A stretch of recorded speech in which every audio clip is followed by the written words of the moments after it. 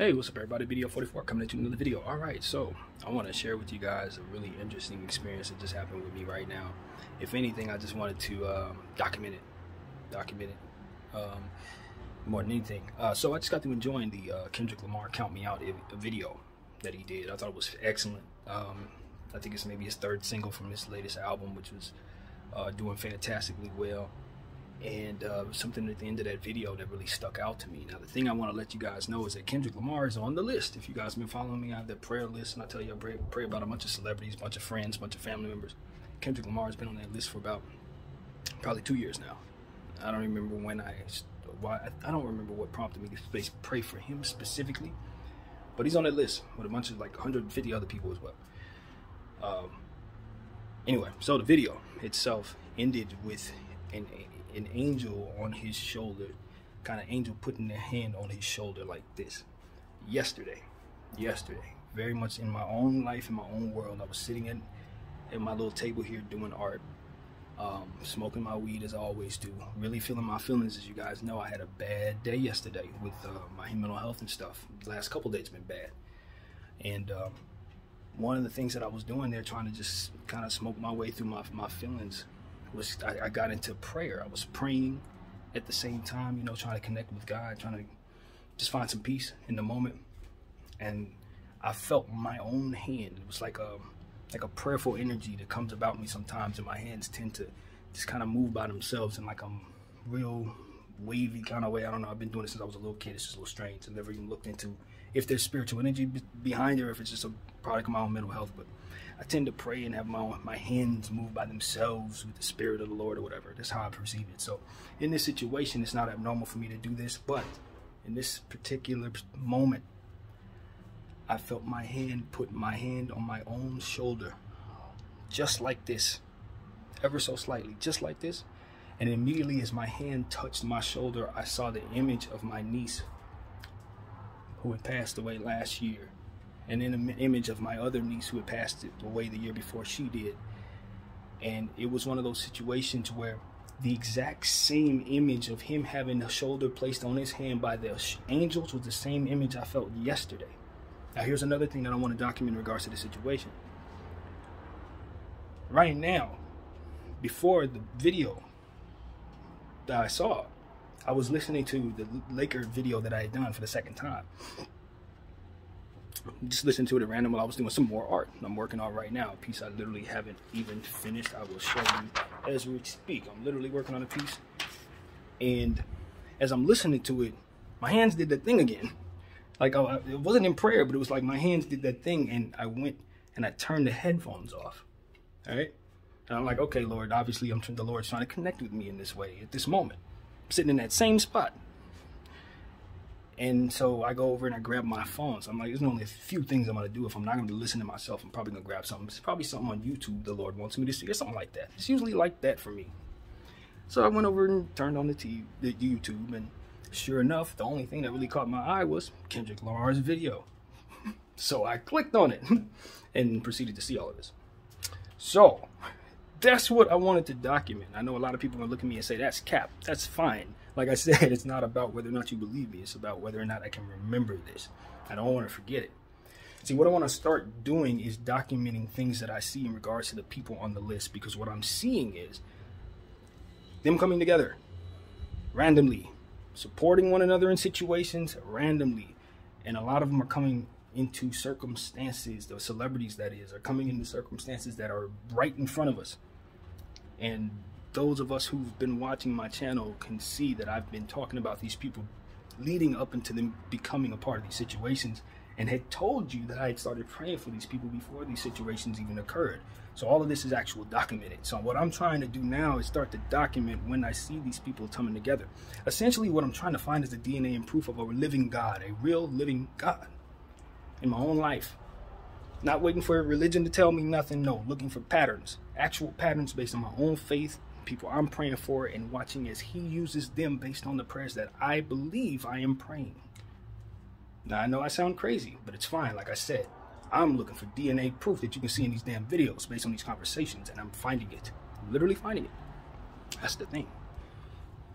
You know, there's people I've been praying for. Whack 100, been praying for him for years. Kanye West, been praying for him for years. These type of things. Now they coming together, that kind of thing. Like Elon Musk, been praying for him for a little while. Now all of a sudden he and Kanye are going back and forth about stuff. This is weird stuff, man. It's really, really strange. And so it's like, yo, Kyrie Irving, that's another one who's been on the list for a long, long time. Well, before all that stuff with the anti-Semitism. I've been praying for him a year before that even happened. So as I start to see the Lord use these people in these very specific ways, and some of these ways are connected to each other, and I know I've been praying for these people my dang self without anybody saying anything in my own mind in this apartment, without any influence of any kind in my own life. I am manifesting in my own head people that I'm choosing based on my faith, just faith in God, choosing for random reasons. Might have had a kid I heard about. They might have went through something. They might, Kanye was going through a mental health thing. I was going through it too, so that made me want to pray for him. Random stuff. And then watching the Lord put them together. Watching him put them together. Watching him do things like he did today to reinforce the truth about my own faith. And what it is that I'm talking about in this channel every day being meaningful. Because some of those things that these people are hovering around are also things that we've been talking about on this channel. Not connected to those people. Do you understand what I'm saying? So it's like the DNA is on this channel. Just go back and look. It's all there. We've been talking about this stuff on therapy sessions. We've been talking about these people here and there. And what I haven't done is told you who all is on the list. I've just told you here and there who's kind of on the list. I just haven't sat down and done that. And some of those people you won't know because obviously they're private people. And they don't need to have their names on the internet just to prove a point. The celebrities on the list should do the job. So that's what it is. But it's spooky. It's absolutely and utterly spooky. And like I said, you don't have to take my word for it. The proof is in the timing. You can't. I'm not a psychic. So some stuff is like, no, you shouldn't have been able to see. You shouldn't have been able to have them in mind before they went into this circumstance as it being this poignant of a situation. Tory Lanez, for example. I'm watching his situation. I don't know if he's guilty or any of that. I don't know. But I've been praying for that dude for over a year. Over a year. So we'll see how that plays out. You know what I mean? It's like, it's little stuff like that. It's like, and all of it's coming to a head at once. Strange. But anyway, that's what I wanted to do, man. I just wanted to document my own mental health. If this is all just a byproduct of me being absolutely crazy, I'm cool with that. I'm definitely cool with that. That's one of the reasons why I allow myself to venture into these spaces, because I don't hamper myself with the need to be sane. No. Past it. Completely out of my mind. So I allow myself to be just that. And because of it, I can believe in this spooky stuff like God and patterns and various things that I don't really think are too crazy. If you automatically assume certain things that are supposed to be not so factual, like God exists, etc., etc. Once you have those things in mind and you apply it a certain way, you start believing the power of faith and the truth and manifestation of words and things of that nature, and certain things that just come to you in concepts of believing.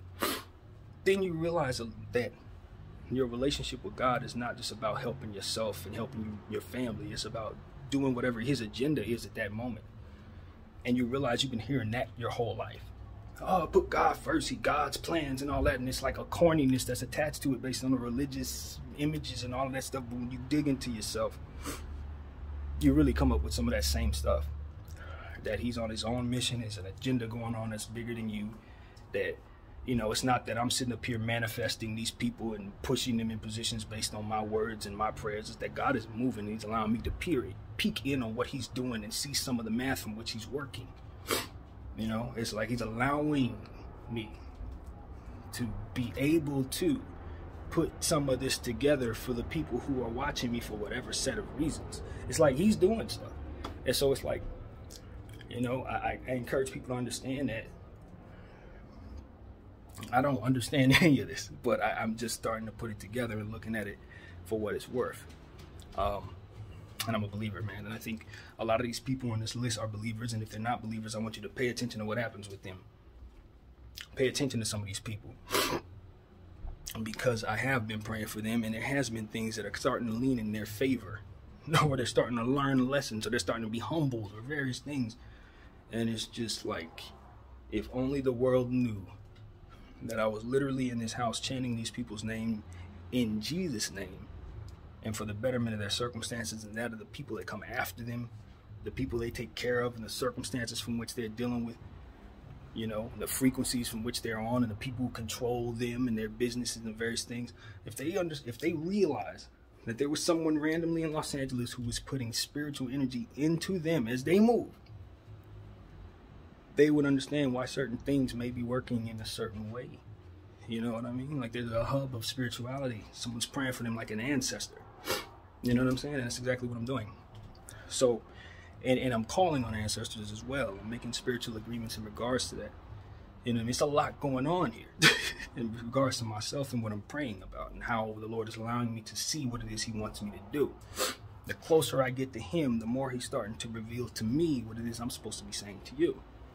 So it's like, you know, the first thing I want people to know is I'm not an angel. I'm not a prophet. I'm a human being. I can be touched. I'm from Los Angeles. I've been through stress. I'm susceptible to evil. I will burn for my sins. All of that can be true. And there's some stuff going on we need to be aware of. And God is showing me and he's giving me ideas of how to prove to you that he is real. So that is what I'm seeing, man. The proof is in the timing. I promise you. It's all in the clock. And the more you intend on praying for people, the closer you will understand what it is that he's ultimately doing, his agenda. Here's something that came to me. Those behind the scenes, those who are in control of the world or what have you, those who think they're gods, they have 100-year plans, right? 200-year plans, 300-year plans. We talk about that a lot. This is a disposable generation, I say, because I think that most of the stuff that we're dealing with has to do with us building the world for tomorrow for others who won't even be alive to suffer what it is we're going through. I think God, the source from which all good things come, he has 5 million year plans in comparison. And that's kind of what it is that came to me this morning as I was sitting up praying about a few things that I got going on in my own life. It's like, you know, you're worried a lot about certain things, but if you zoom out even further, you realize I have control over those things too. Even the things that look a certain way, they're happening because, you know, God has got that as a part of what his big picture ultimately is. You know what I mean? And so just learning how to be patient with him as he does unorthodox things just like the rest of us do. We're trying to figure things out. And here's another concept I can share with you that came to me in meditation. You know, a lot of what we believe is that God is perfect. In perfection comes the ability to do things perfectly and create things perfectly and immune yourself from different energies and things of that nature. But there's something I've been able to understand. There's something he's been able to help me understand. There's one thing that the source has not necessarily chosen to avoid, if capable. I would never think he couldn't do anything, but he's chosen not to for the balance of things. What we do can cause him pain. That's what we need to understand. And I know that's like duh, of course, but what we got to understand is this is an all-perfect being. It's an all-perfect being. So the one thing that leaves him vulnerable is us and our choices. And if he wanted to control us and force us to do things a certain way, he has to betray his choice to give us choices.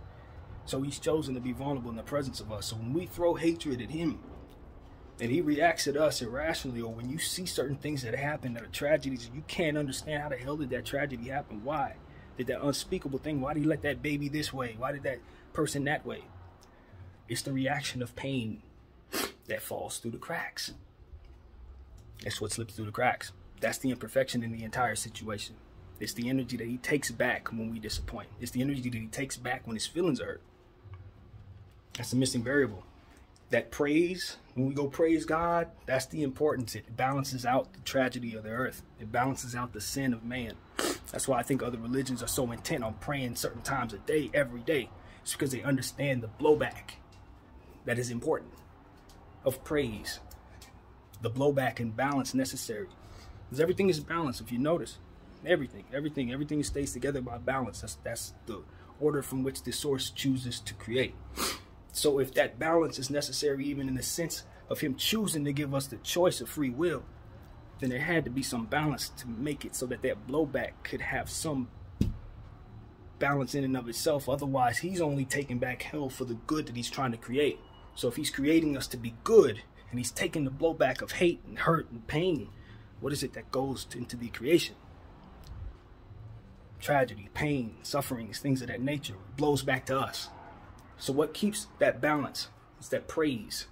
It's the religious doctrines and all these different devout. That's what it does. It provides that balance of the blowback, so that he can have that purity to balance out the hatred and the sufferings and the curses and the indifference and all that other stuff that ultimately takes away at his ability to absorb happiness in the presence of existing as a God.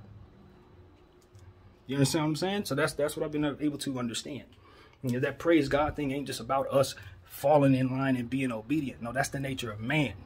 We're actually giving God the energy to continue to create greatness by providing love that balances out the hate that he has to ultimately suffer because of us, and his choice to give us free will. So that's what I've come to understand, man. It doesn't matter what religion you're in. It's the truth no matter what. He didn't make us to know his name. He made us to play our position. That's the importance of religion. It's your position. You play it right, you'll be who you need to be on your side of the corner of the earth where you need to be it. So you'll be who you need to be, slotted perfectly to ultimately be whatever it is he wants you to be. That's the importance of it. That's why I'm trying to push other people to be in your religion. Oh, this is your religion. This is my religion. We can't pray together. No, you're supposed to pray like you. He's supposed to pray like him. And then when it's time for y'all to pray together, that will be coming organically and God will make it so. That's what I've come to understand. Love everybody. Also, I think my own little meditation last night, somewhere along the lines when my niece had put my arm on my shoulder, whatever. Not too long after that, a good 10 minutes after that, while I was sitting in that same space, it was more concepts and stuff that was coming to me too. But you know, we have to always believe in the power to change your own mind. You know, you can't just sit back in a situation and not try your very best to turn what is being done for your detriment into something that you can turn into something positive. You always want to make sure that there's some hope in place, and hope is not something that's like a wish that's empty, but hope is something that can be empowered by the belief that the impossible can happen, because it has happened before. And if you leave yourself in a position to absolutely be certain that things can't get better, then you most definitely will coerce yourself in positions to make sure that they will not get better. And so that's something that was coming to me as well. We want to make sure that we stay positive, keep our mindset on what we can do to stay in the game for whatever it is that we're playing. So that's part of what I'm thinking about as well. I just want to encourage everybody to keep going. You know, I'm doing what I can to keep my mindset on positive things. Obviously, I'm over here doing my own little mental stuff, but it's working. That's the key to it. And some of these practices are also getting me closer to my maker. And so I hope that by way of example, I can help everybody within their own mindset, especially if you don't have mental illness. Look at some of these things and take a couple seconds in your day to ponder whatever's necessary to get your mind where it needs to be for the next stretch run of your life. It was another concept that came to mind too, and I'm just not getting it. I hate when my brain does this. A bit flawed in that way, but you know, love everybody, man. That's what it is. Get closer. It was something about God. I don't know what it was. It's always some God stuff disappearing in my mind in mid-thought, but yeah, I guess I will come back and hit you guys with that information if it comes my way. It was a great concept too. It's bothering me that it's not coming my way, but you know, yeah, therapy sessions here for you all to just kind of get a peer into my head, see where I'm at in a given moment. I'm usually not very religious. In fact, I'm not religious at all. I don't believe religion is doing anything but separating people. I think we're supposed to pray for one another, honestly. I think we're supposed to pray with one another, for one another, encourage one another to pray in our respective religions and not have any conflict whatsoever. I really believe that. I think how it's actually supposed to be. I really don't think that he ever gave us a handbook or who he was or what it is he was about. I found the concept. Found it. Okay. In regards to atheists, I think there's an admiration for atheists in a way, because in order to live this life without God, you're in the presence of all different types of things that come your way without any sort of help for you spiritually. Not real help. You don't actually have it. It may be something that you think is help, but if it ain't connected to God, it's susceptible to you and that energy that comes at you that doesn't have God with it. If you see it's satanic, if you see it as worldly, whatever, it ain't a builder of divine energy. So what I'm saying to you is, for those who are able to keep their soul without the presence of God throughout their entire lives, I think there's something special for you at the end of this race that doesn't come to the people who had faith, because you went through this thing with a more stronger difficulty. And that's something that was given to me last night. For those who don't believe in God and refuse to believe in God, you still have a challenge to be good people. God exists, and he didn't tell you or make it within you to believe in him, but he did put it in you to be inherently servant to what it is that his overall plan is. Meaning, if you have a goodness in your heart, you're still doing the will of what it is that's real. All right, that's how you may be able to perceive it. The math is going to add up if you keep on doing the stuff that looks good in the presence of building toward people being okay and living. You're going to see a world that you can be proud to leave your kids in. It's essentially what my spiritual self is telling everybody who's listening to me. That's what came my way, man. There's a special crown for those who didn't have God but stayed holy, I guess is the best way I know how to put it, man. Because a lot of times it's like, this world is meant to make people think that you're not supposed to be loved because of what it is that you didn't believe in, and that's not true. It's just not true. You weren't given the truth. There was no truth. It was just a position on the earth. If I'm from over there and I'm Muslim, period. Just I am. It's not about if. No, that's just what they do over there. So within that, I have to be the best version of that, and I got to be able to take that somewhere else where people do things differently and be able to not only be myself, but love them, learn what they do, and maybe even mesh the two worlds. Maybe I'm meant to be somebody that helps them come together and create a brand new, greater love for God. I don't know.